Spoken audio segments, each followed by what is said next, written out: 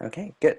All right, so we're recording now, and welcome to week 5, lecture 17, and well done joining in this Zoom link. So we're just testing this out to make sure everything works smoothly and swimmingly for the final.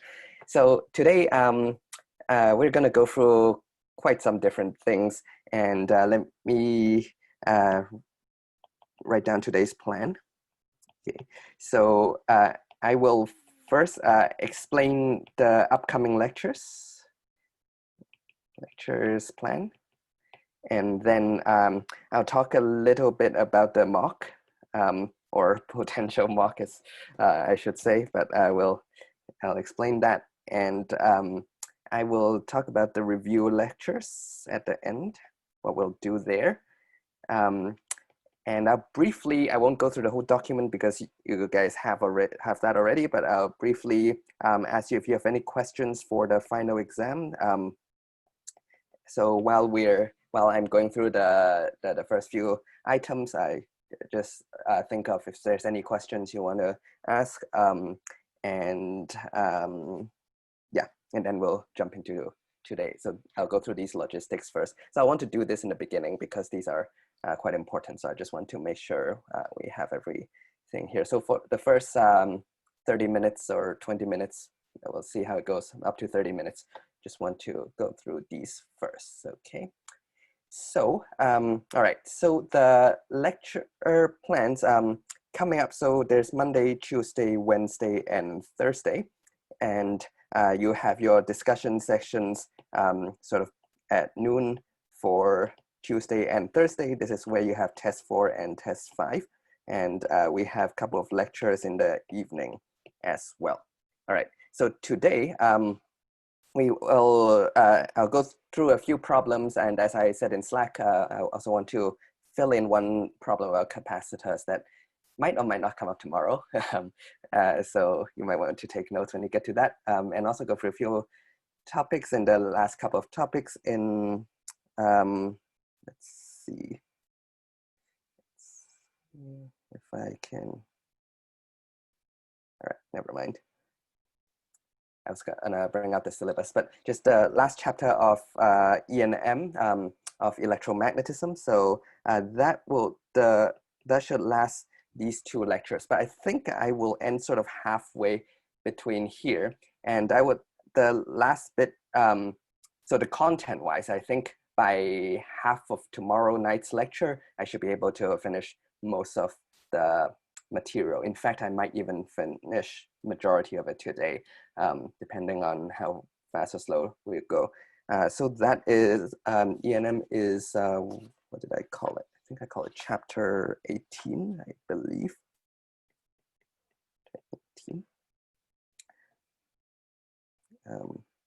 Is it 18? All right, I'll double check. Yeah, and then the last bit, I'll do a few problem solvings. So to get you, hopefully that will be helpful as well to be more comfortable with these problems, because basically you won't get a full discussion session. So basically the next couple of days, I will go through, I'll also go through some more problems. So almost acts like a substitute discussion session, because you won't have a full discussion session this week. So there'll be more problems, and I'll go through that in a second. In fact, should I go through it now? Yeah, let me go through it now, actually. So, so there's 2 ways to do reviews, right? There's one way is just to, for me to go through the key ideas of the topic and start talking and write down key equations.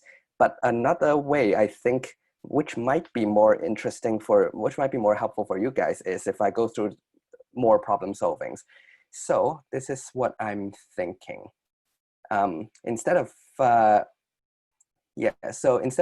me randomly picking problems from as you know, the practice exams are the practice short answer questions are basically good representations of the real short answer questions, and then the additional homework the end of chapter problems, especially the one that I eliminated or that I narrowed it down to like just around 40% of the end of chapter problems, because some of them are probably way too difficult for the level. So I just handpicked those ones. So those would be good practice for the open response, right? So we all know this already, right? So instead of me going through, because I don't know which ones you guys are comfortable with, which ones are not comfortable with, instead of me going through a problem which you might or might not even have seen it before, or might or might not be helpful to you, I would I set up this survey, which is an open poll, and you guys can submit problems in here and vote on them. So basically what you can do is, if you, while you're studying for the next couple of days, I think I'll keep this, I'll send you guys the link. I'll probably put it on the Canvas soon. I'll probably put it on the lecture page actually, and I'll send you a Slack announcement for that. So you can, in the next few days, next couple of days, Monday, so tonight, starting from tonight, as soon as the lecture is done, I'll give you guys this link. You can, see which ones you find difficult and you want me to go through it, that you couldn't get a good answer from Piazza or whatever, and you can submit it over here. So if it's an end of chapter problem, try to keep it in the same format so it's easy to look. So if you want, for example, chapter 27, problem 16, just type in 27, 16 like that, and then send answer. You can send as many as you like. I should have made it open so that you can submit as much as you like. You can have multiple submissions. If it's from a practice test you want me to go through, write down practice which number and which question. If it's the actual test that you want me to go through, one of the actual test problem, use this format. So if you have a new problem and then you see some you want to submit, before you submit a new one, just check that if someone else has suggested that already. If they have, then you can just vote in and click send answer like this. Let me try this actually, since these are examples. Yeah, so as soon as you do that, yeah, you can see that you have voted on this. So as a result, on the last two lectures, basically I can dedicate those to go through and look at the highest voted ones. So that means hopefully most people have the same question, right? Then I can go in order. I probably won't be able to go through everything suggested, but I'll go and prioritize and go through in order which one you guys suggest. What do you guys think of this format for the last two lectures? I think I can still do or let me know in the chat if you prefer me to go through concepts more, discuss more, or do you like this idea here? Just to get some feedback. I don't know, sometimes be good to see. Yeah, good. All right, good. Yeah, sounds good. Okay, I might still do a quick big picture overview and maybe keep that under 20 minutes just to sort of tie everything together and then dedicate the rest to do this. Okay, yeah. So yeah, so after, just to show you guys, so you can, let's see, you can donate to this cat. You can change your answer, and let's say now you have a different one. I think I can delete it, but just to give you an example, for example, you're working on chapter 21 problem, I'm just making this up, 12, and then you can send this in, and if you want to vote this again. So you see a new one would be, that makes no sense. I think it's just a bug. Oh, I've changed my answer, that's right. I think you might need to just refresh the link, I think. Yeah, all right, I'll make the instructions clear on Canvas how to submit new ones. So let's say now you want to submit another one. Let's say problem 17, send answer. So we should have to, I think as admin, I can delete this. Yeah, yeah, so you see if you don't click change your answer, sorry, if you want to submit a new one. So just refresh the page or go to the link and hit enter again, refresh the page. So now you see that there will be two over here. You can view results first if you want. And then you can see, yeah, how many, F that, Okay, so, and if you are a different person and then you come in and then you saw, oh, I have the same question as well, then you just click this. And I think if you send answer, yeah, so now I can see which one is voted. So I'll trust you guys. I mean, we're all trying to achieve the same goal, trying to learn as well as possible. So I'll trust you guys. Don't try to spam. Technically, you can just go back and forth and spam this and make your particular vote on the top. But you know, I'll trust you guys. Don't do this, so everyone has a fair chance. Okay, I think this is the admin link, which I can delete those two test examples later. Okay, I'll do that later. All right. It took me a while to find, it's not the most prettiest website, but it took me a while to find a website where where students can actually, where it's open answer. So it's an open poll where you can actually submit your own choice, not not just vote on pre-existing choice. So it's not the prettiest website, but bear with that. Okay, good.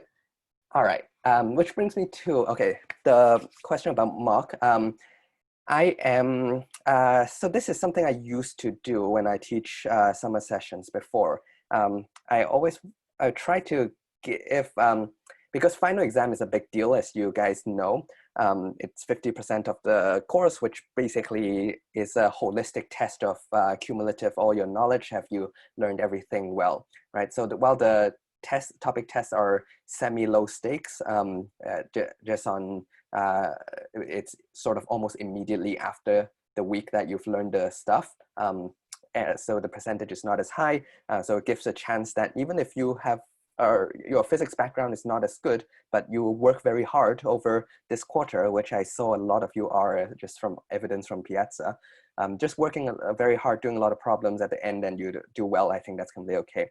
The problem is, you might have an off day, you might not perform too well on the last day. So I used to always try to, whenever I teach, I try to give a mock exam, which is sort of like an amnesty grade, where if you actually perform well, better here, it gives you a sort of a safety net chance that you can do, you can still fall on this grade. And also, I think the main idea is so that you know what to expect, and you do it once and you sort of get a grade yourself, and you'll know that, oh, I actually am very weak at this. I need to brush. I need to make use of the next 5 days, 4 days to really brush up myself. So it's really for your self-evaluation.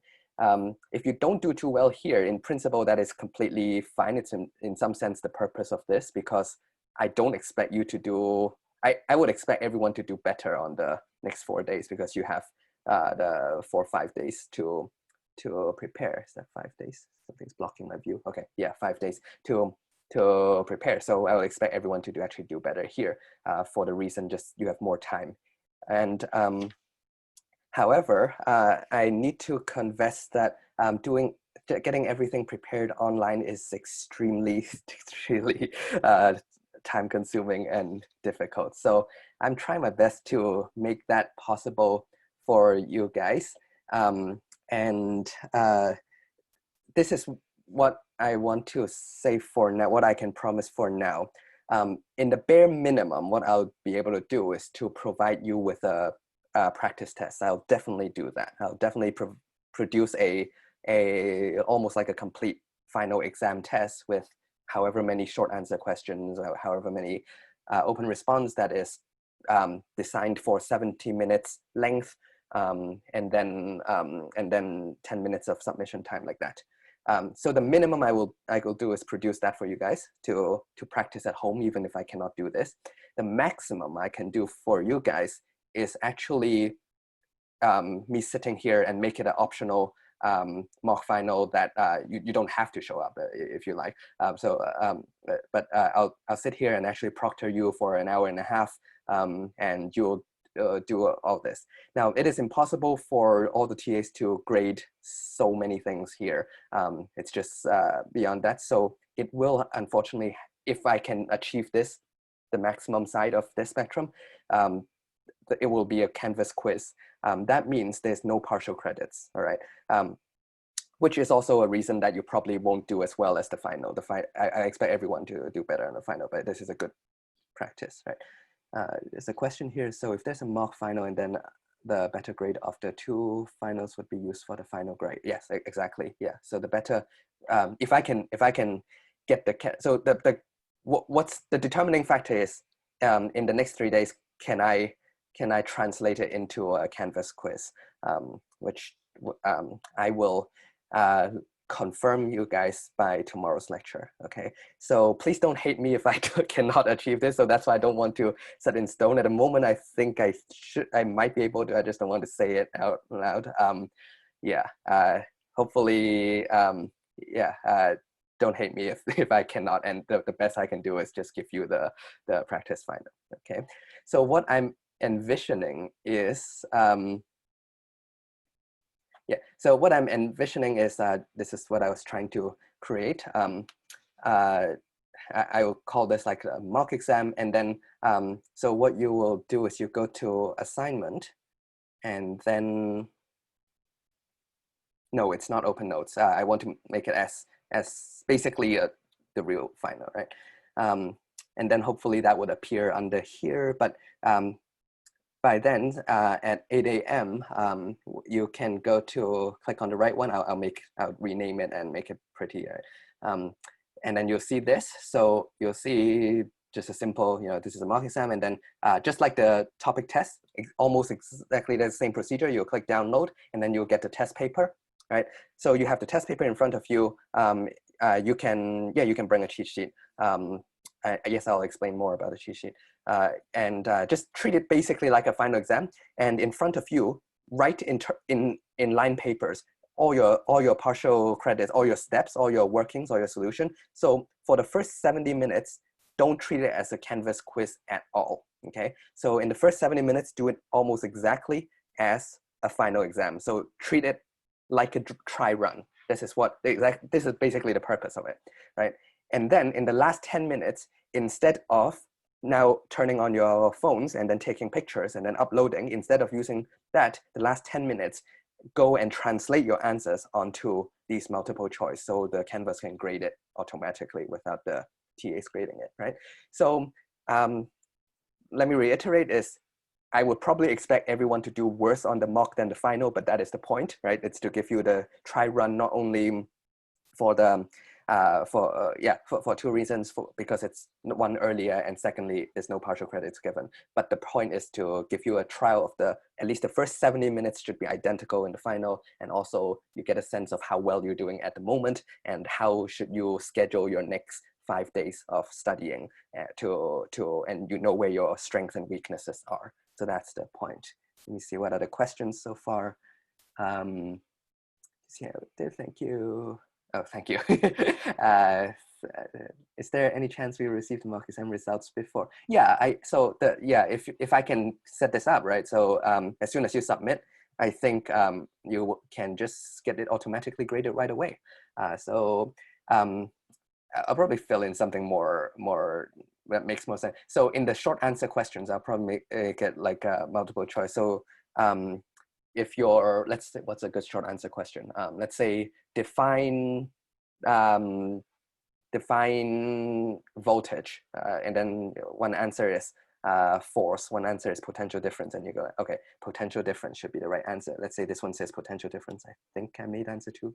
Yeah, so let's say this is potential difference is voltage, is the definition of voltage. Okay, so you click on this, and then in the open response question, you'll just put it in.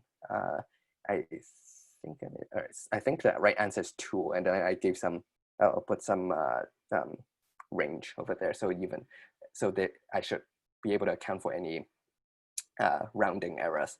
Yeah, so you see, so there'll be no partial credit. If you get it right, you get it right. If you get it wrong, you get it wrong, right? Like that. And then, so you have all the questions here. Once you're done, you click submit, and then you should immediately get the grades. Yeah, so it'll say, okay, correct. And yeah, I think for this, just me screwing around here, I made the correct answer 2 with a margin of 0.2, so that's 10%. So usually if you're rounding things, it wouldn't be 10% off. It wouldn't be more than 10% off. So if I design it with some margin of 10%, usually I will account for everyone. But of course I can go back in and change things if there's some error later. Yeah. Right. Okay. Yeah. Any questions? Let's see. If you have questions, put it in public. Don't send me private, so someone can answer for me if possible. Is there any chance to receive? This means all multiple choice question. Yeah, either multiple choice or numerical answers like this with no partial credits. Right? So, yeah. How many questions are in the mock final? So roughly, roughly the length of 3 tests, topic tests. So roughly 6 short answers and 3 open response. Do you type the units? Yeah, I think probably I will have to specify what units you use. Yeah, so yeah, that's the part where it takes time to design this quiz. But yeah, I'll try it. But that's a good point. Thank you for bringing that up. Do we need a cheat sheet for this mock exam? Yeah, so do it almost like the final, basically follow the same rules as the final exam. So you can use a cheat sheet, which will shortly brings me to, are you guys seeing my screen, by the way? Just double checking. Zoom usually have a green bar. Okay, good, around it, but disappeared. So I don't know if it's still sharing. Okay, good, thanks. Yeah, all right. So that's that. Yeah, any questions about that? So I'll confirm if I can do that part tomorrow. Mock final is the same Zoom link as the final.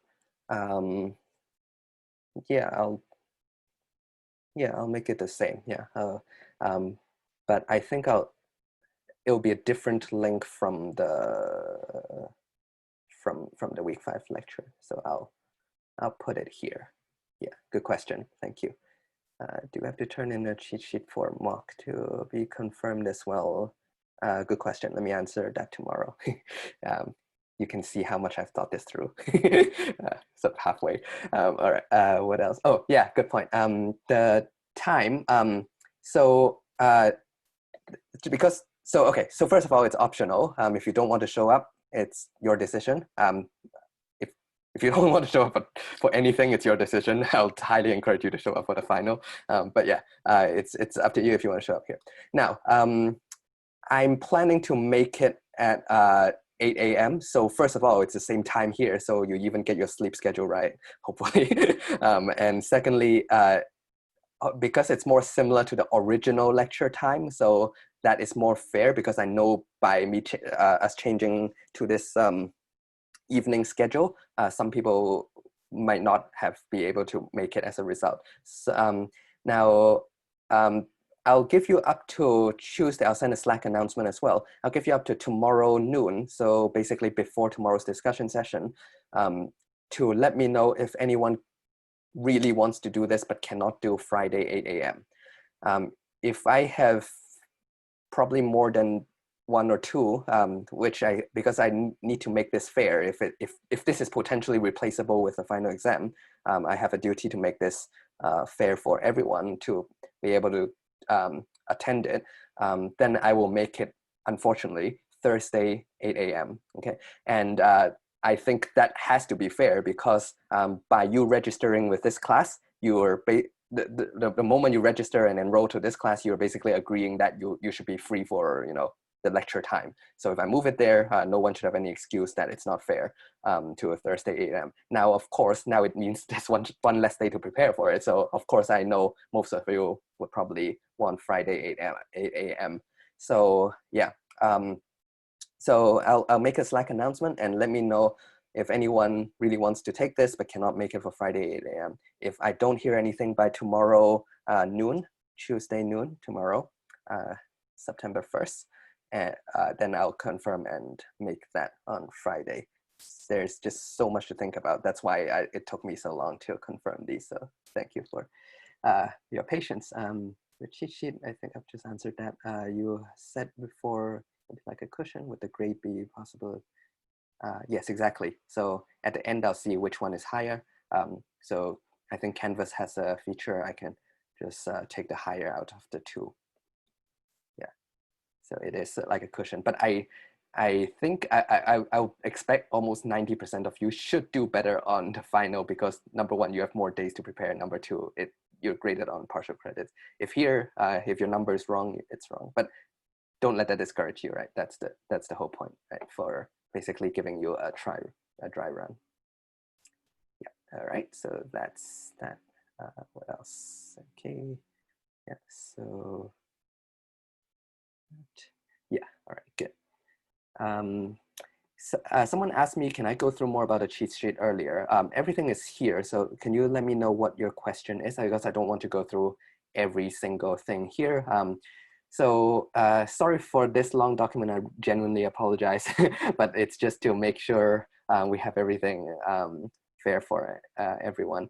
I really trust you guys. I don't think you guys would cheat, but all my colleagues are telling me it does happen, and we have to, and if it does happen, it just makes it extremely unfair for people who put in the hard work. So we do have to put the, have all the rules here. So the easy way out for a lot of professors is to just do responders. But over the past few weeks, I've been asking a lot of students and getting feedbacks. What do they think about responders compared to just having Zoom proctoring? And I think it's overwhelmingly, people think that there's less pressure, less anxiety if we don't use responders. So, so the anxiety is transformed over here. There's a conservation of anxiety. It doesn't completely go away, but hopefully it's just everyone understand the rule, we'll follow it, and we will have no problem, right? All right, so a few key things is, yes, you do need a quiet room. I mean, so just like responders, you have, it doesn't mean that if we're not using responders, it doesn't mean that you can have a rave party behind you going on. So I know some of you have pets at home.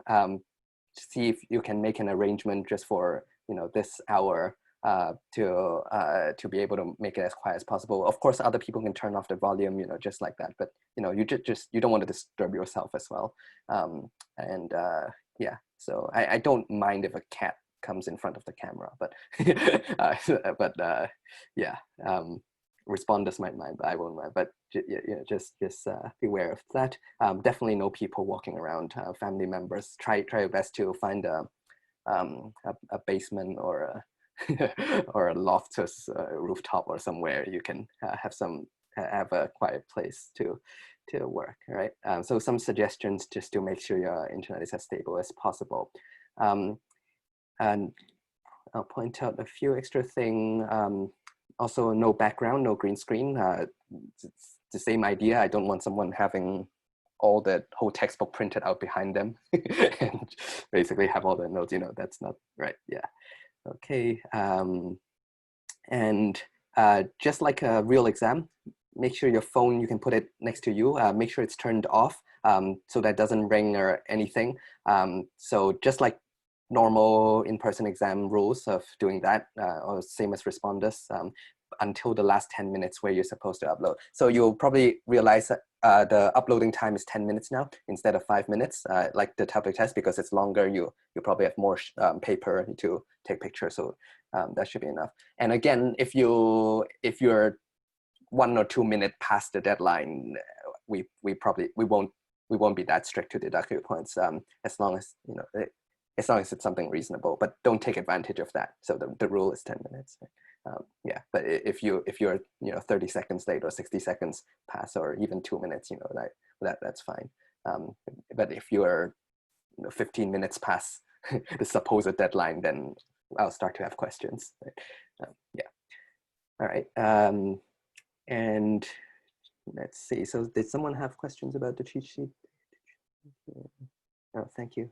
Do you have to merge the pictures into a single PDF? Is that for cheat sheet? Do you have to merge the picture into a single PDF? Yeah, merge into a single PDF, like as a cheat sheet. Yeah, and when you share your screen, make sure you share, so you should only have the Canvas page and cheat sheet, and try to open it via Canvas, okay, if you're using a soft copy. So we know that you're using the pre-approved one. If you're using a hard copy, whoever's proctoring you, we'll split everyone into breakout rooms, and we'll have around 6 proctors. So whoever's proctoring you have the right to ask you to show your sheet on the to the camera. You know, it will take up 30 seconds of your time verify if we need to. We might do 1 or 2 spot checks like that. So keep an eye on your Zoom chat. In case there's any announcements, sometimes there might be a typo in the exam that we need to announce like that. So keep an eye on that on your Zoom chat if we make announcements, especially if you turn down your volume. Yeah. So final exam is like a topic test. Yep, exactly. It's like a topic test. Yes, upload it on write on a line paper. You cannot write on an iPad because we cannot monitor what you're doing on your iPad. So all electronic devices should be turned off. You need to, just like topic tests, if you're using digital tablets on your topic test, you shouldn't be. The final exam, definitely not. Yeah, I think I've answered most of them, right? Okay, cool. Yeah, so the cheat sheet is supposed to be putting in formulas. I think I've answered most of my questions. I don't want to take up too much lecture time, but just want, so there are some questions on Piazza. I already answered it, and you can read through this. It's hard to monitor if people try to submit it early. This is unfortunate, but I will have to make it no early submissions, because if people start to take their phones out and taking pictures, it's hard to manage more than 100 people, with early submissions. So unfortunately, don't do that, and make any necessary arrangements, aka bathroom arrangements and stuff like that beforehand.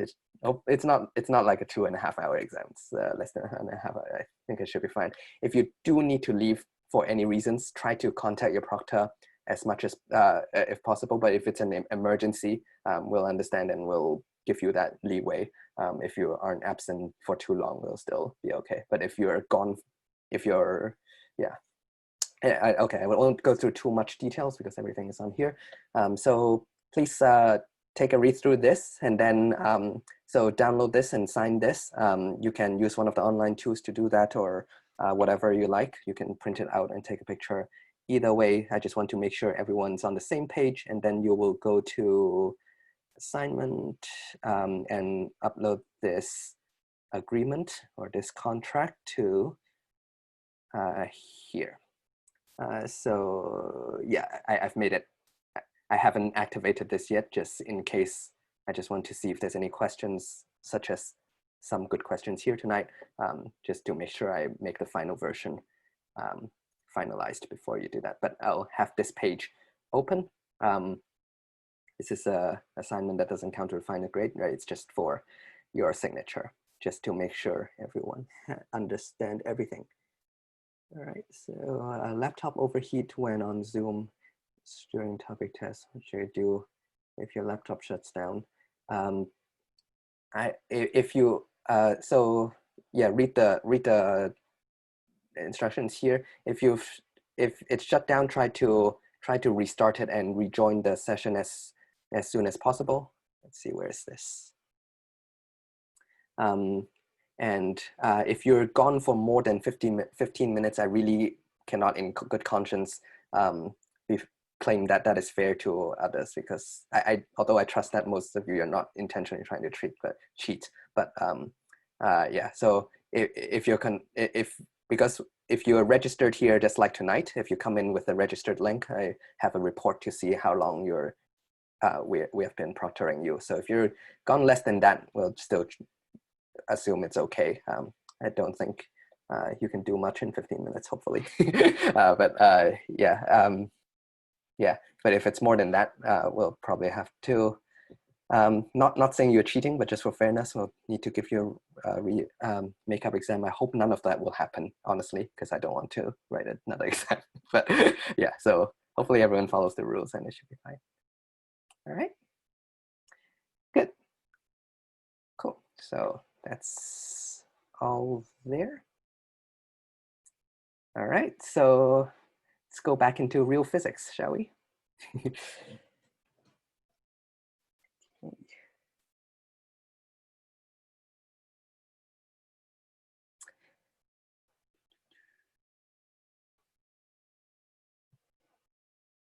Okay, all right, good. So yeah, let's, before we jump into that, as I mentioned in Slack, I want to clarify, I want to do one more examples about capacitors, just to help you guys a little bit with tomorrow as well, since I think I haven't done an explicit example for this. So the key thing, really the key thing to learn out of all the capacitor circuit problems. So when you have a circuit inside a capacitor like this, sorry, a capacitor inside a circuit like this, for example, something like this, or let's say there's a homework, or there's an end of chapter problem that looked something like this. Okay, so the key thing is to know how all the variables, let's call that C1, C2, C3. So for each C1, C2, C3, C4, right? So for each capacitor, let's call it Ci, you should label plus Q1 and minus Q1, right? So each one you will label plus or minus Qi on the plates, and also it will have a potential difference across it, like that, right? So for each,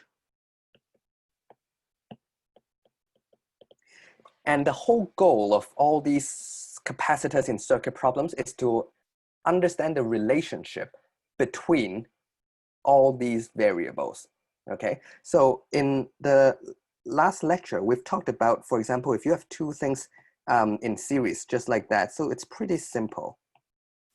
-1 plus Q1 plus Q2 minus Q2 like this. So let me zoom in here.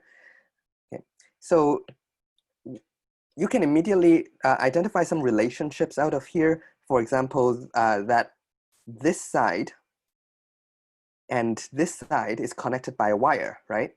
So everything in blue is basically a conductor. It's a neutral conductor because there's no reason why it's initially there's a net charge, right? So it's a neutral conductor like this. So what does that mean? That means all the charges on here should be 0.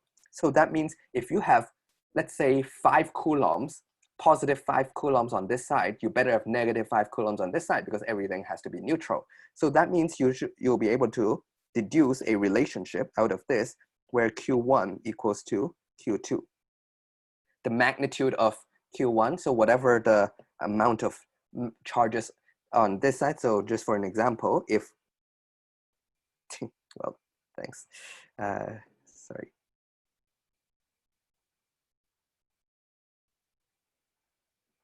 All right. What was I saying? Right, so if there's plus 5 coulombs on this side, there better be negative 5 coulombs on this side, right? So if there's negative 5 coulombs on this plate, then how many coulombs can you attract to this plate? You will be able to attract plus 5, right? You cannot attract more than that. You can because it has to be equal and opposite, right? So that means you see the whatever's on Q1, you can say the magnitude of that is equal to that. Or a better way to, or another way to think about this is Q1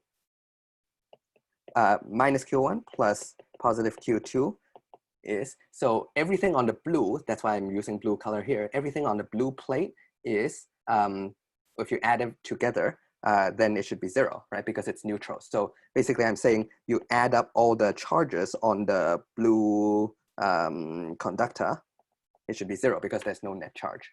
Okay, so as a result, you can deduce if you put it to the other side, right? So you have Q2 equals Q1. So you have the same result. You can think about it either way, just more visually and intuitively like that, like what I just did, and or more rigorously, more formally, right, with the equation like this, and say I'll add up everything on here, right? I'll add up -5 and +5, and these should add to 0 like that. Right? And if this is +5, likewise, this should be -5 that way. Okay, so what I want to say in here is to show you how to deduce these things out and don't memorize these. Sometimes there are some students would or even some lecturers would teach this and say whenever they're in series, the Q1 would equals to Q2, and just memorize, if it's series, it's this way. If it's in parallel, it's the other way. And that is extremely difficult to remember, and you don't learn anything by just reciting it, right? And also, even if you do, let's say you went through the trouble and memorized that rule, then you'll run into trouble when you go to here, because let's say I need to relate C1, C2, C3, C4. Are they in series or parallel? Neither. Well, C1 is in parallel with C2, but they're not in parallel or series with C3, right? So if I ask you, can you relate C1 and C3 to me? You can't do, there's no, now you break down. But let's see, with this understanding, if you understand this, how can you answer this? So let me make up a question. In fact, let me make this a little bit easier. I'll just make this one capacitor on this side so that I have one less thing. And you can carry the same logic forward. To relate all the variables. So here's an exercise for you tonight to relate all the variables between Q1, Q2, Q3, and also Q equivalent, I should say. So you have C1, C2, C3, right? And you also have the idea of the whole thing can be represented by one big capacitor like this. So how do all these things relate together? Can you write a formula to relate all them together, or more than one formula? And same as this.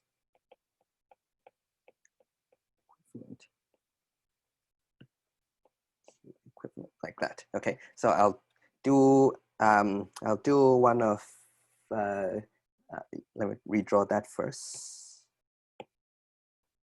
So you can have the whole thing can be replaced by a big capacitor like this. So plus EQ minus EQ, and then you have equivalent. Yeah, so let's call this exercise A, exercise B, plus EQ. So try to do it with these two configurations.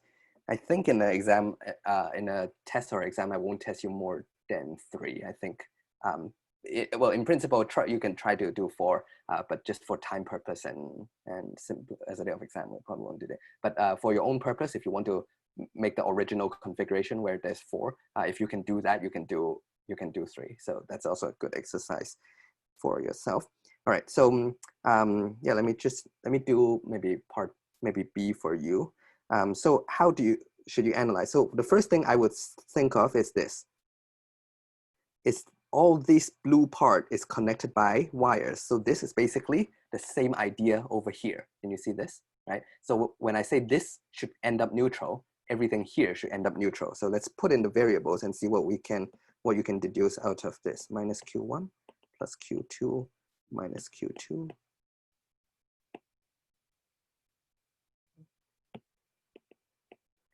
Plus Q3 minus Q3. Okay, so with my blue pen, what can I deduce out of these charges? I can deduce that, can you see?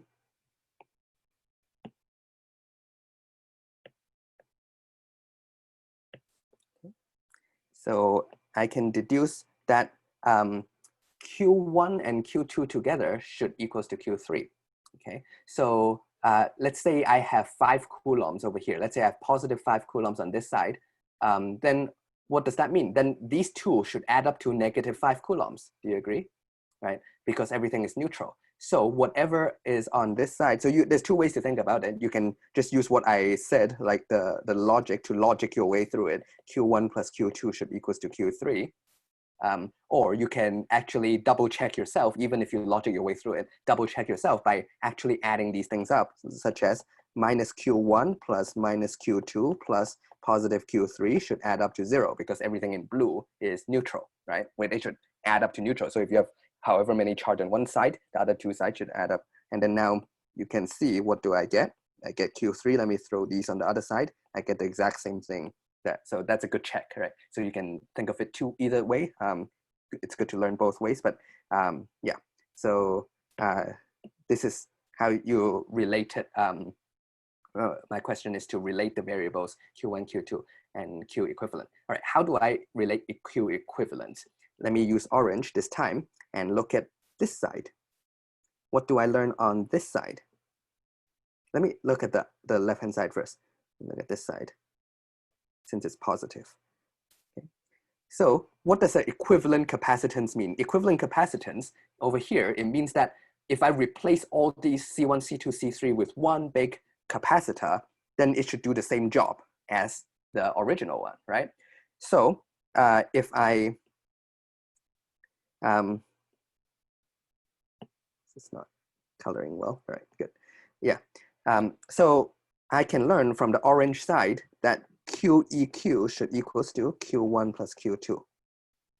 Okay, you see that? Because these two orange plates, if I take an eraser and scrap out everything in the blue, and then actually combine these, right, and make it one wire like this, then I basically have the bottom scenario, right? So Q1 plus Q2 better equals to QEQ, right? Let me go back like that. Okay, so this is the relationship you can deduce out of it, out of the orange side. And how about on the other side? So you can do the same thing. This side and this side should be the same, right? Because if you remove the blue part in the middle, and then connect these together, just make that one wire, you basically have the equivalent capacitance. So what can you deduce with the yellow side is minus Q3 should equals to minus QEQ. Right? Whatever's on here should equals to here. Obviously, that means QEQ equals to Q3. You can see there's a sanity check over here, right? If Q1 plus Q2 equals to QEQ, QEQ equals to Q3, that means Q1 plus Q2 must equals to Q3. So that's a good double, triple check of everything is consistent, right? So once you learn how to read the diagram, so you might or might not get a short answer questions to ask you to do something like this. Wink, wink.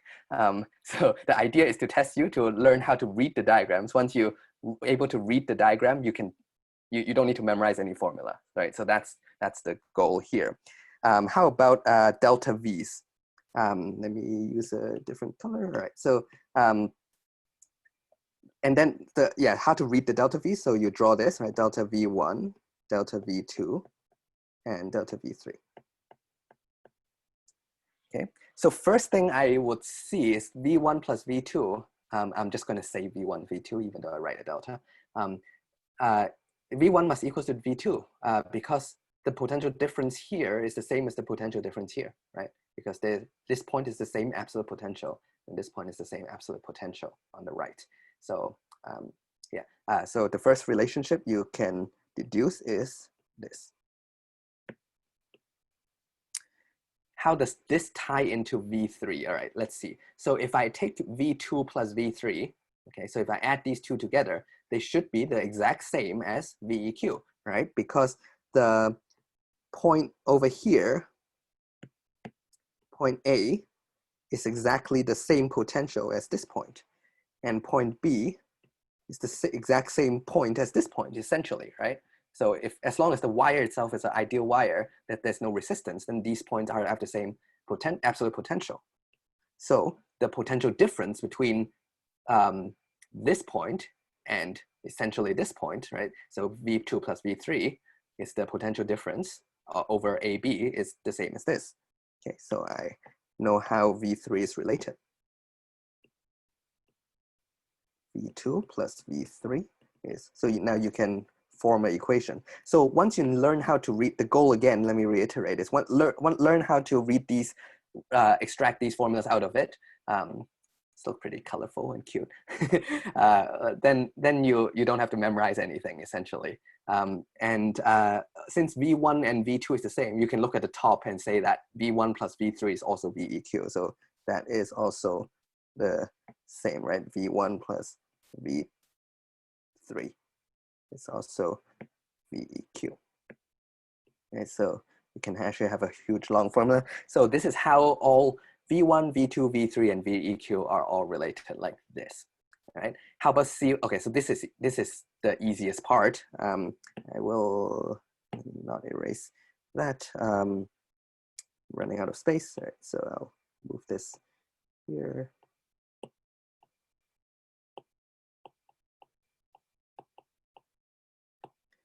Okay, and so the C's are the easiest to combine, right? So just use the rule. Okay, so this is parallel. So C1 and C2, I'll write it over here. So C1, use orange. So C1, C12 is C1 plus C2, right? Because they're in parallel, if you remember the rules. So the only rule the only formulas I recite that I commit to memory out of for capacitors is equivalent capacitors formula for series and parallel. That one I do recite. And actually, what I do is I recite for resistors, and then for capacitors, I just remember it the other way around. Okay. So for parallel, it's just a simple add, and then for the last one here, if you want to combine all together, right? So all together, it's C12 now is in series with C3 like that. So let's just make that, substitute everything back in the original variables, right? So this is how all the C's are related. Okay. If you really want, you can turn this upside down, just invert this just to make it even clearer. You don't have to simplify this any further than this. I think this is either the last one or the second to last one is perfectly good. All right. Any questions about this?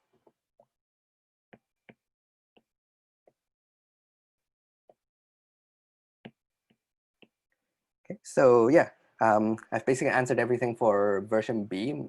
You might want to try this exercise with CEQ and all the Q1, Q2, Q3, C1, C2, C3, V1, V2, V3 with version A.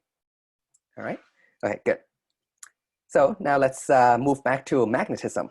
All right. So magnetic force, right? So it's a new non-contact force that we have, and at the end of last Thursday's last lecture, I've had an extra slide over here for, I don't know how many of you have done this. So let me do a quick review and give you the answer to this as well. Maybe not every, maybe not every variation over here, but you can do the rest. I'll give you some idea, right? So let's start with number 2, this one. Okay, so if I have a proton shooting through a magnetic field like this, okay, so is this into the page or out of the page? Well, it's giving away over here, but remember, if it's a cross, then you're imagine looking at the tail end of an arrow. That's how I remember it. So it's going like into the page. Right, so the magnetic field's going into the page, the proton's shooting in here. All right, so what force will it experience? So remember, there's 2 ways to think about it. One way is to use Fleming's left-hand rule, right? Where your first finger represents what? Put it in the chat if you remember. Your second finger represents what, and your thumb represents what? This little mnemonic is invented by Fleming. Fleming's left-hand rule. There's another way to, if you don't use Fleming's left-hand rule, which is actually slightly more advised, is actually learn how to actually do cross products, because this is more general and more beneficial for the rest of the course and your 3C as well, is to do cross products. So what to do cross products is, if you do V cross B, always use your right hand. This is a mathematical rule of doing cross products. Putting your right hand to line up along the first vector that you want to do a cross product. So that's V. So line it up across V, and then try to wrap your hand towards, right? Wrap your hands towards the second vector. Your thumb will tell you the result of that. Okay. All right. So let's try it with the second one first. So protons going in, right? So the velocity is going in this way, and the field, B field, is going into the page. Okay. So put your right hand along. I think the Zoom camera is actually mirrored. So just do it on your screen yourself. Put your right hand pointing along V. All right. Now, which way is B? B is in, right? So now try to find a way to wrap your right hand finger after pointing towards V towards in a 90-degree fashion towards B. And then which way does your thumb point? Hopefully your thumb is now pointing down, right? So that means as soon as the proton comes in here, actually not even that far, right? As soon as it is within the vicinity of the magnetic field, the proton should immediately experience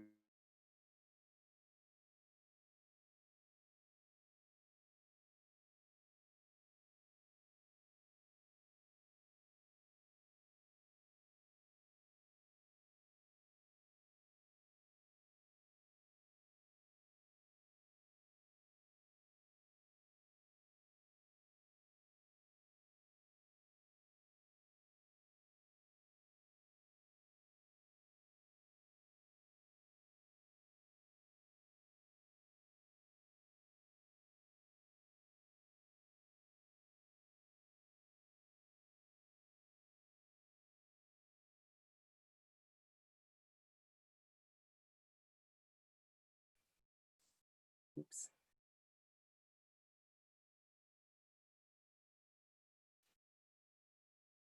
Oops, sorry.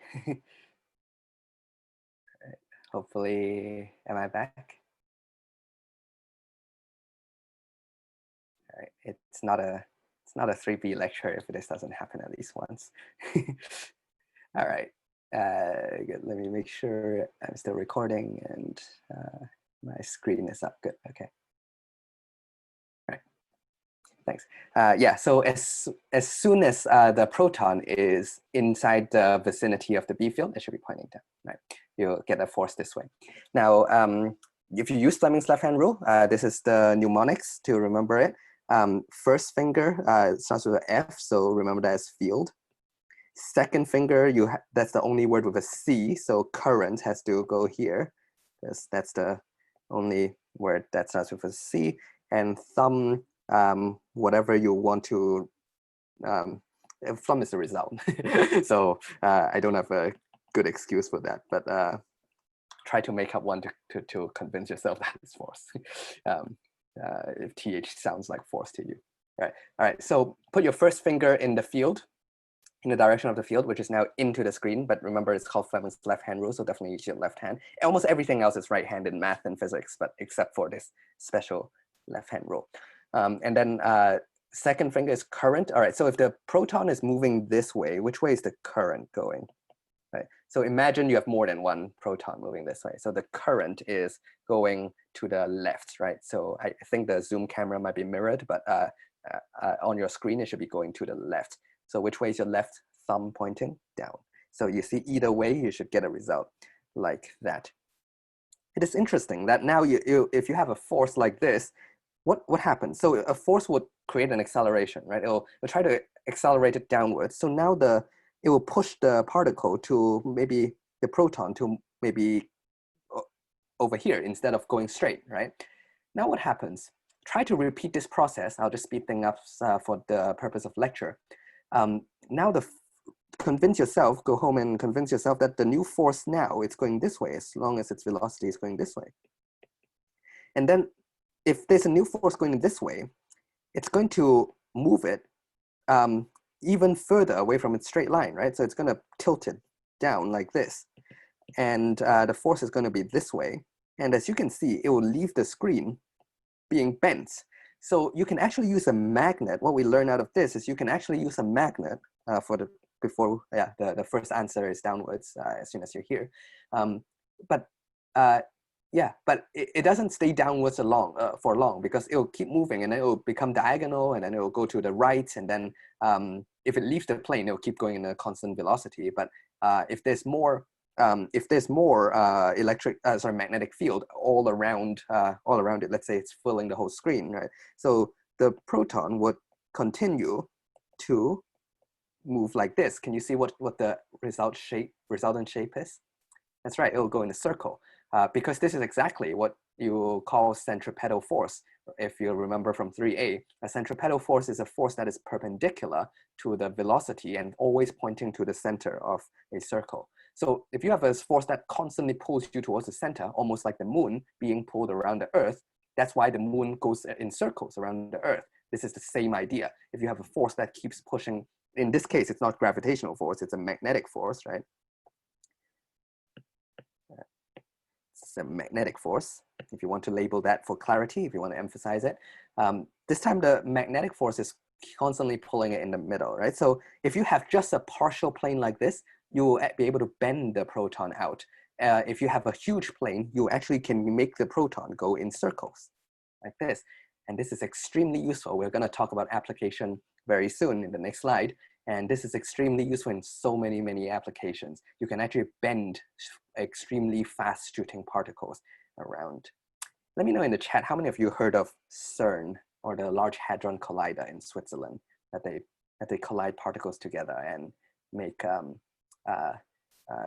the people who don't know what they're talking about keep saying they'll make a Big Bang and swallow the Earth. But how many of you heard of that, the LHC, Large Hadron Collider in Switzerland? No one? Oh, it's a shame. So it's a huge collider of it with basically like that. They shoot particles, like actually protons. They actually do shoot protons through the ring, and then they make the protons go in circles at almost 99.9999% the speed of light. I think there's 4 decimal places there. The speed of light is extremely impressive. And then they take a second beam of proton. They have 2 tubes, one on top of another. That is 27 kilometers long. That's around like 19 miles or something like that. And this one goes in the opposite direction. They make the proton go in the opposite direction, like that. And then at some point, they open a hole and allow them to collide head on. After they spin fast enough to 99.9999% the speed of light, they allow them to collide straight on. What that happens is they break the protons in complete oblivion. They break into parts and then take pictures of it. Of course, not like a normal picture, but huge devices essentially taking pictures of it, and they find out what the protons is made of. This is the field of particle physics. Technically, the full name is elementary particle physics. So this is one application here. How do they bend the protons is over here, they keep putting a magnetic field on top of the proton at the right magnetic field strength in order to bend it with the right radius and have it go that way, like this. So elementary particle physics is the whole subject of finding out what are protons made of, what are protons and neutrons, and what are everything made, what are the elementary particles of the universe. It's also part of my research area. So that's one very interesting application. Just to give you another example here, this time with currents, because you can do number 3 yourself, because it is also a particle. Remember, if it's negative, then you need to flip whatever result. So, oh yeah, maybe we'll mention the negative one. If it is a negative charge moving this way, then whatever Q here is going to be negative, right? So if you get V cross B pointing one way, the force is going to be the opposite of whatever V cross B is. Okay, so let's see. How do I find the force on this guy? First of all, where is the magnetic field? Well, there's a current here, so the current is going to generate a magnetic field that goes around it, right? So let me draw it in light blue. Remember, the magnetic field is going to go around it like this. So use your right-hand rule to find out which way the magnetic field is going. And that means at this particular point over here, which way is the B pointing? In or out of the screen? At this particular point, the B field is pointing out of the screen, right? And the velocity is going upwards, right? Okay, so also at this particular point, the B field is going into the screen. It's going around the wire like this. So it's going out here and in here. Okay, we'll go back to the -1. The velocity is here, the B is out. Okay, so let's use our right-hand rule. So put your hand along V, so put your hand going up. Now try to wrap it out of the screen. The only way you do it is tilt your hand one way, so you can wrap it out of the screen, right? So the force is to the right. However, that is just V cross B. The charge is negative, so Q is negative. So the force is actually negative of the V cross B direction. So the force is to the left. Okay.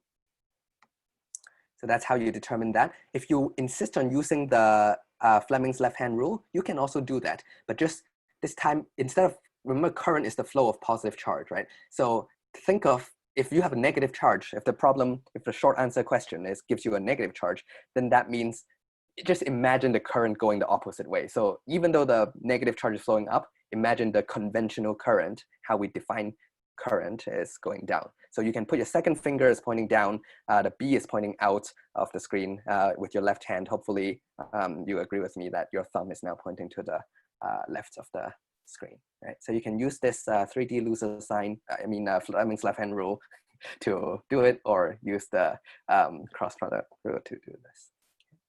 All right, same thing with the wire. I think I'll save some time and I'll do that. You guys can confirm that on Piazza.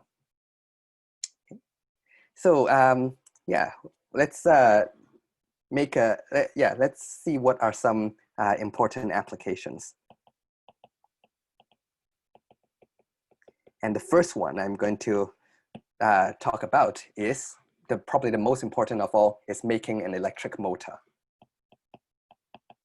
So we can actually make an electric car out of this. Okay. By the way, a quick studying tip, advice. This week, because you have test 5 on Thursday and the homework is due later, so after you deal with, you probably are studying for tomorrow's test, that's fine. After that, instead of going to the homework, I would suggest focus your efforts in studying for the test first, and then the homework. So tonight, within after the lecture tonight, I will finish the practice short answer questions for the test 5. So everything like this. Just again, a small tip is these are very, very popular. I haven't confirmed what will come up in test 5, but these are extremely popular questions or short answer questions. It's extremely easy to ask if you know how to use this rule. So yeah, I'll put out the practice test for test 5 within tonight. And also if I can get to it, the homework as well. If I cannot get to it, then I'll publish the homework tomorrow. And I'll also make it a little bit shorter than normal since you have less days to complete it, or maybe I'll extend the deadline. I'll see what happens. Okay. All right. So yeah, how do we make a motor? Here's an idea. So you just need to take a north-south, a permanent magnet like this, and then let's pass a loop of wire. So I'll pass a loop of wire through it like this. Okay. So the magnetic field lines are going from north to south like this. Right, so let's connect this to a battery and see what happens. So let's see which direction should I go. I'll go this way, like this. Okay, so it's a bit tough to see. So let me not draw the battery and just draw which way the current goes, because this is in 3D. So let's say the current goes like this. And let me draw the side view. So I'm looking at it from the side like this. So I have north-south, and then the current here is going into the page. And the current here is going out of the page. Okay, so on this side, it's going in and then going, the wire goes across like that. And going out again. So this is this side, and then coming straight out on here. Right, so this is the axis of the loop. So and I will make it so that I won't draw it explicitly, but I'll put a ring around here and make it so that it can rotate freely. So this is a loop that can rotate freely about this axis. Right? So this is a rotation axis. axis of rotation, like that, right? So it can freely rotate around either way, okay? So let's see what happens. So use your left-hand rule or right-hand rule, either way you like, and try to convince yourself that if the current comes out, you can do it on this side. The current is coming out of the page. The field is going to the left. Which way is the force pointing? Okay, so you can test it right now in front of your screen. The force should be pointing up. Let's double check field, current, field. Hang on, it's down. Should I reverse my current? Let's see. Just double check. Just want to make sure it lines up with my picture I'm gonna show. So, yeah, all right, it should be going the other way.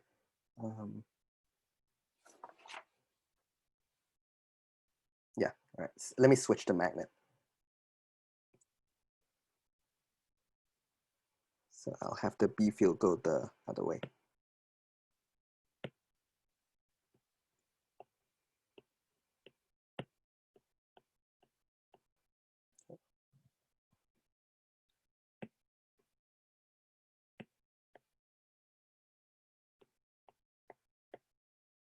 Okay, so the force on this wire should be pointing up.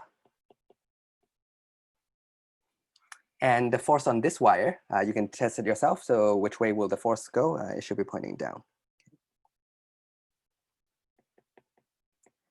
What happens to this?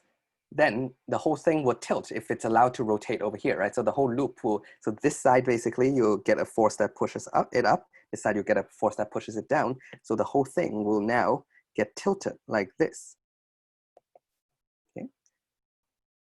And now what happens to the force? If you try to do the same analysis with fields, you know, it's still in the field like this, right? Which way would the force point? The force will still push up, right? So you can convince yourself this. I'll just go quicker since it's a lecture, and push this down, right?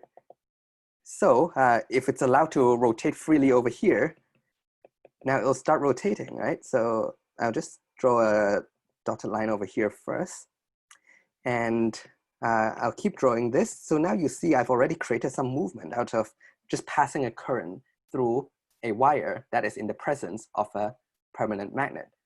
And then when it's up to this point, now you probably see the goal is I want to, if I can connect this to a battery, I want this to just keep on going faster and faster, right? I just want to have this keep spinning, because if I can, then the next thing I'll do is I'll connect the other end to a wheel of some sort. And then I can basically, if this side is a battery, right, being connected to the wires here, right, then I can basically turn the wheel, and this is how you can make a car or any machines, any electric devices that way, or your electric fan, or your dehumidifier, or you know, whatever that needs to move. Or you can now connect this with a rope and connect it to some very heavy load, garbage or whatever, and then turn on your motor. And now this will keep spinning and then rotate around the rope, and then it will pull up whatever load you need to lift up the building. So that's how you make elevators as well. And basically anything with electricity, as long as you can pass electricity through this, you can keep this rotating. So that's the goal, right? So now when it goes to here, we run into a slight trouble, is that the force is pointing upwards. This is pointing downwards. You can double check yourself with your rules. Now, this is not going to do anything to it. It's not going to make it keep rotating. But if it was following the momentum from this step to this step, like 1, 2, 3 over here, hopefully, right, it was rotating like this, it was rotating like this, it will still have a little bit of rotation. It will have some momentum that carries it forward, and it will keep moving it, right? So that as long as it has some momentum, it should be able to get me to the next stage, past this halfway point, and have it over here, like this. Okay, right? Now let's look at the forces again. If you use your left-hand rule and then analyze it again, you will see this happens. Now this is slightly worrisome, because now it seems to be, right, if I if I keep going to the next one, if it manages to make it through halfway and go to here, right, the forces are going to be like this and like this. Now, then my wheel is not complete. My wheel has rotated from here to 90 degrees. And then now it seems like either I'm at step 4 or step 5. It's trying to twist it back to the other way. So now I just have a wheel that just go back and forth. That's not a very good car. I won't get anywhere sitting in this car, right? So how do I fix this? What I want is I want this to, the new, after the halfway point, the force to point this way. I'll make it F prime. This is what I want, right? Then I can complete the cycle. So how do I make this suddenly flip the sign to this way? Here's the genius part. You can either flip the magnet or flip the current, right? If you flip the magnet, everything will reverse, or if you flip the current, again, everything will reverse. What's easier is actually flipping the current, right? So there's a permanent magnet you put in your Tesla car, whatever, and then you pass the current through it. But every 180 degrees rotation, you program it so that it flips the other way. I'll show you a diagram how you make it. There's a clever way to flip it automatically. But imagine if you can, now you will have the other force. So now I'll use yellow to say you flip it instead to have now the currents going out here and the current going in here, like this. Right? So this is after the halfway point, the key is you flip the current direction, right? So if you can do that, so basically what you need is a power source that every half a turn, you start changing the direction. And this is what's called alternating current. How many of you heard of alternating currents and direct currents, AC and DC? Let me know if you've heard of that in the chat. So this, write this down. So this is called.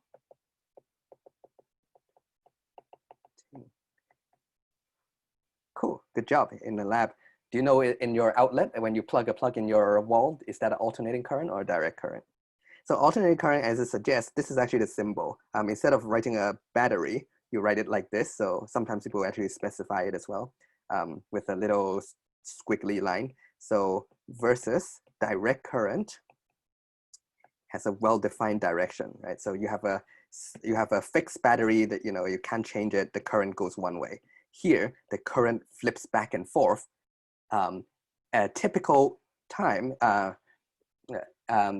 So basically what you have in your wall, basically it's an alternating current, everything that comes out. And in the next lecture, we'll talk more about why that is and why alternating current is basically much more useful. So almost everything that you plug in a wall is alternating current, unless you buy a battery from Walmart, right? If you actually buy a little battery, then that will just flow in one way. So those are direct currents. So if you have handheld devices like a torch or something, then those are, if you use any batteries that you need to put in, those are direct current devices. If you plug anything in a wall, they're all alternating current.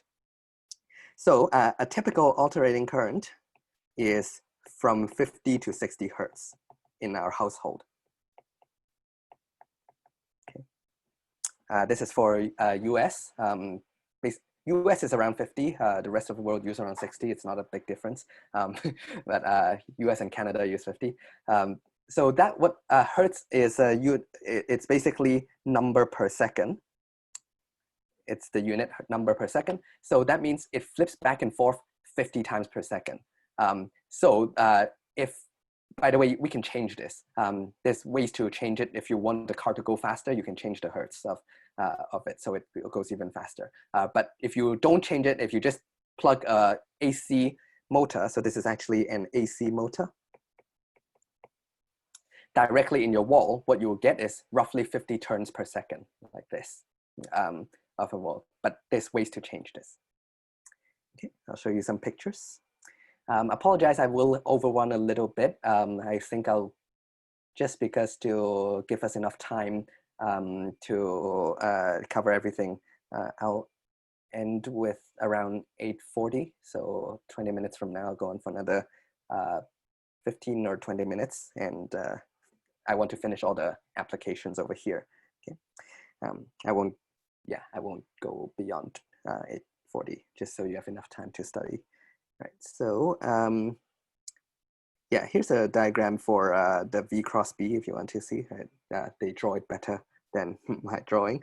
And let's see. All right, let's see, what do we get? What do we get here? This is not the right word. This should say field, but don't worry about that for now. Right, so let's focus on right over here.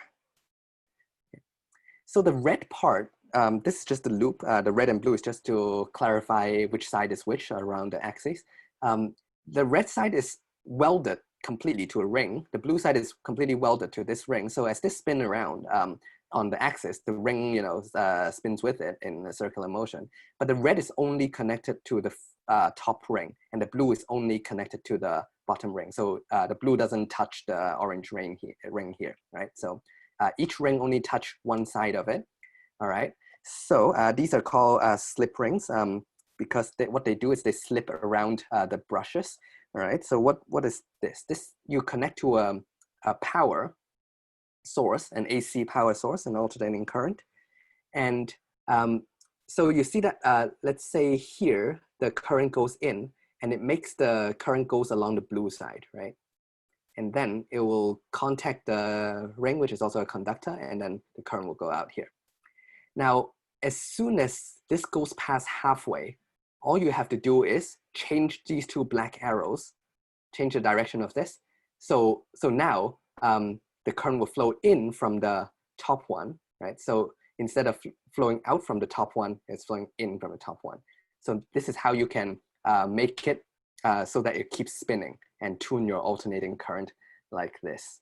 Okay, so this is the engineering part of it. You won't get tested on this, but I think this is a very important application, right? So the engineers devised this out, which is very clever, because if you ask, if you naively just connect this to a wire, even if you have AC source, this starts rotating. And now your wire starts to tangle into like spaghettis, right? They'll start tangling up. But now this way, they won't tangle.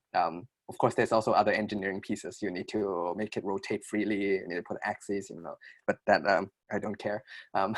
So yeah, hopefully you see how this works. I'll show you a few extra pictures. So this is, as you see, the AC current. And this is the slip ring and the brushes, right? Slipping contact called brushes. And it rotates with the AC current. Here's another diagram. You can see how one wire is connected to one ring, the other wire is connected to the other ring. So as it rotates, the brushes will just have an alternating current. And then now on the other side, you can connect to a shaft, connect to a wheel like that. Okay, I think I have a lot of diagrams. Now, what if you want to connect it to a direct current and still able to make a motor? You can actually do that. So you can actually create a DC motor. Let me call that application 1B. Because surely you might have seen these little devices, right? That you connect to a 9-volt battery like this that you can get from any grocery stores, and then you can connect this to a wheel like this. So if there's anyone who's interested in engineering or played with these toys as a boy or as a girl, when you're young, you'll see these motors. You might have played with these, right? So surely you should be able to make something happen over here, even with a DC source, and you can.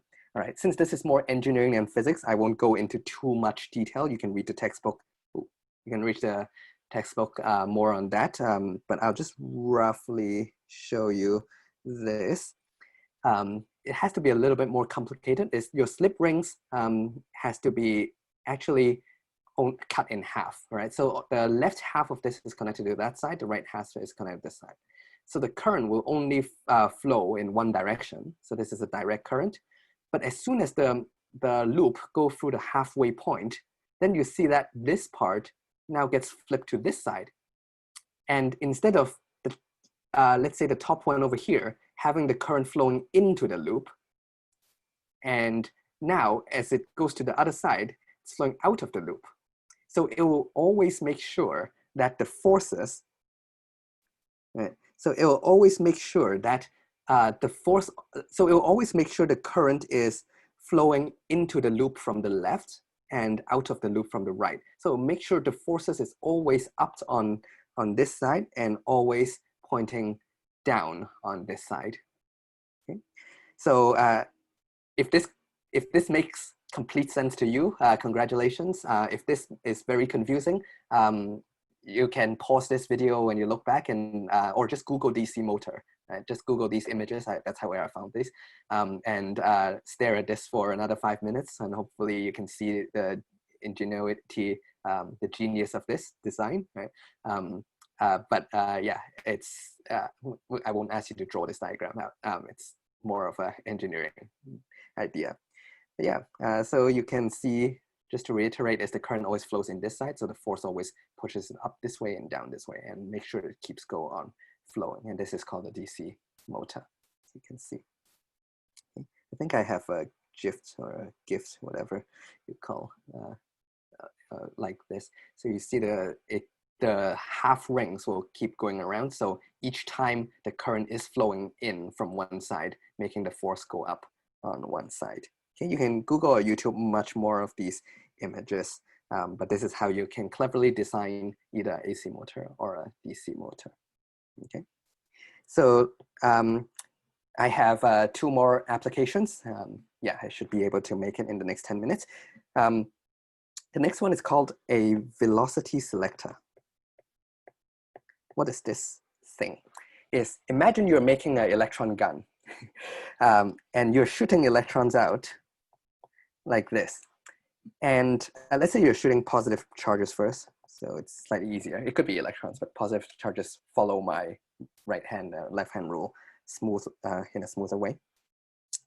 And it shoots out charges, electrons or protons or whatever, with quite random velocity. What I want is, I want a tube that makes sure by the end of it, when they come out, they all come out in the same direction, in the same velocity. So I want to select some specific velocity, right? Speed and direction that comes out. And what you can do is take advantage of electric force and magnetic force, all right? So what you can do is, let me maybe save some time to not draw it out or show you the diagram while I draw it. Is this a positive or negative charge? This is positive, good. So it should be the same way. Yeah, so what you do is you set up a positive plate, like a capacitor here, but this time the point is not to store charge, you just want the electric field. So let me use yellow to draw the electric field. So you set up an electric field like this, and then you pass a magnetic field through the center as well, but in an orthogonal perpendicular fashion. So the electric field is pointing down off the screen, and the magnetic field is pointing into the page, into the screen. Okay. What happens? All right, so what happens is in the middle now, when the positive charge comes to the middle over here, it will experience a magnetic force, right? The magnetic force, you can check if the velocity is going this way and the field is going into, use your left-hand rule or right-hand rule to check that the magnetic force would point up. So you get an FB pointing upwards like this. But at the same time, this is a positive charge inside like 2 capacitors, inside an electric field. So the electric field would create an electric force on the charge that pushes it down, right? So what you want is you want to balance these so that there's no net force so that it can go straight. So what you want is you want FB, the magnitude of FB, I'll emphasize magnitude for now, to equals to this. Well, you know the magnitude of this, if everything is perpendicular, is QVB, the other one is QE, right? With some external field, with some external B field. And that's the charge of the particle, Q, and V is the velocity that it's moving at, is the speed that it's moving at because it's a magnitude. All right, so now you cancel this, and then you will find that basically, if you can tune what you like on your electric field and magnetic field, right? If you can just put more charge here, you'll get a stronger E field. Just put use a stronger magnet, you'll get a larger B field. So if you design correctly this with E and B this way, you can precisely select out a specific velocity, right? If you can absorb what I just said, you should appreciate how clever this device is. Because if it is faster, what happens? Well, if V is larger, if there's any, so if this is a random source, how do you get things to shoot out electrons or particles? You put it under fire, like a Bunsen burner. When things heat up, they jiggle around. There's a lot of vibrational kinetic energy. You know, they jiggle around. At some point, they're hot enough, they start spreading out. But you can't control what the speed they start, you know, exploding or shooting out or bouncing around. But if you pass them through this device, right, and you set this up correctly, let's say in SI units, this is 4 whatever SI units, this is 2 whatever SI units, you can select exactly particles that shoot out at 2 meters per second, right? And then now you can design a gun that does that, because anything faster than 2 meters per second, you will create because the magnetic force is proportional to V. So anything that goes faster than 2 meters per second, you'll get a larger magnetic force, which means the particle will get bent up and maybe hit the ceiling like this, and it won't be able to go out. So anything faster than, let's call this the V star, the optimal, the specific velocity you want, right? So if you have V larger than V star, it will hit the top of the cone. If V is smaller, which means the magnetic force is smaller than the electric force doesn't care about what the velocity you're going at, right? It's going to give the same, as long it only cares about the charge. So yeah, if your speed is a slower particle, will just get bent downwards and hit the bottom like this. And only those V, which exactly equals the V star that you have set up over here, will be able to come out. Okay. You can combine this, let's call that 2B, with what's called a mass spectrometer. Okay, sounds like a very scary word again. And what this does is, let's say now you have put a velocity selector here, so you know particles come in with a specific velocity. Now put a whole magnetic field, a new magnetic field, a second magnetic field over here. Okay. So B2, B prime. Okay. Now this guy will, let's see, current field force goes up, which is not what I want. Let me flip this around. I'll make this going out of the page. So field current force, yeah, right. So the charge in here will experience a force like this, and then as we talked about earlier, it will start getting bent and hit the wall over here. So if it enters here and hit the screen over here, I can actually tell how massive this guy is and how heavy this guy is. I can find the mass, okay, just by looking at where it hits on the screen, all right? So this is the center of the circle, right? That's the radius, right? So the force that is pushing it down is a magnetic force, right? So the centripetal force is from the magnetic force, right? So any centripetal force is given by mv squared over r, where v is the velocity, r is the radius, m is the mass of the particle. Learned that from 3a.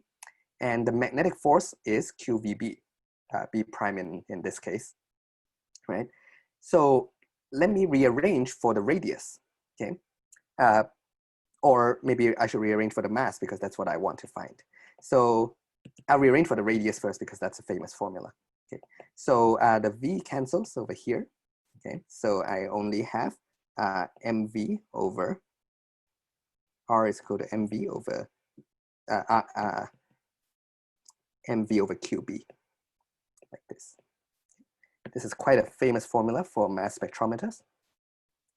So if I can, so this I can measure with a ruler, right? it might be 6 centimeters or whatever from the center of the circle, right? And you have a specific, so this you control. So you do know this from a velocity selector, and this you also control from, it's an external B field that you can control, right? And now, as if you know the charge of it, you can find the mass, okay? Now it actually doesn't find the mass, so I lied a little bit. It actually finds this ratio of M over Q. It's the mass to charge ratio or charge to mass ratio. So this allows you to find the mass ratio. And why is this important is this is how they actually discover, they find out the actual mass of an electron. Okay. They have a separate way to find out the charge of the electron. So they, I don't think I have time to go through that. Maybe if I have extra time in the last lecture, I'll briefly mention it. But so they have a different way to find that. Once you know Q, you will be able to find the mass of the electron, which is, I forgot something times 10 to the minus 30 of kilograms or whatever. So it's a very important scientific discovery with this. So you can see this is how it works. You have a source, you have a velocity selector over here, and then you bend it around over here, okay, and detect it. So that's 2R. Now, the final quick application is, how many of you know what aurora borealis is? How do I spell it?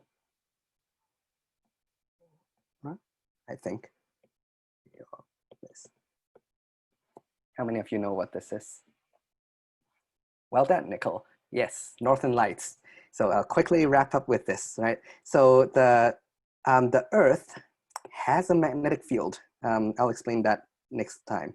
But it does have a magnetic field like this. Actually, it's the other way around, sorry. So, all right, so we know there's something called a North Pole and a South Pole, right? So you can draw these magnetic field lines, right? You know how to draw magnetic field lines from like this. So yeah, so that's what happens. Now, how does Northern Lights work, AKA Northern Lights? Okay. Now, for some reason I'll explain next time, is the field lines actually go this way, not the other way that you expect. So it almost looks like this is a South Pole, this is a North Pole. So technically everyone has been calling it wrong. The North Pole is supposedly a better called South Pole. If I have time, I'll explain it next time. But for now, just trust me, this is the way the magnetic field goes. And what happens is the sun is extremely hot. And remember what I said with the previous example? If something is very hot, particles start vibrating like crazy and start shooting out. So there's a lot of protons, electrons, and any charged particle, basically, usually protons, get shoot out, and some of them get shot to the Earth. What happens when a proton goes inside a magnetic field? Well, if it goes exactly, let's say this is the magnetic field. If the proton goes directly perpendicular to it, all right, that's good. It will start going into a circle, like what we just saw from the previous slide.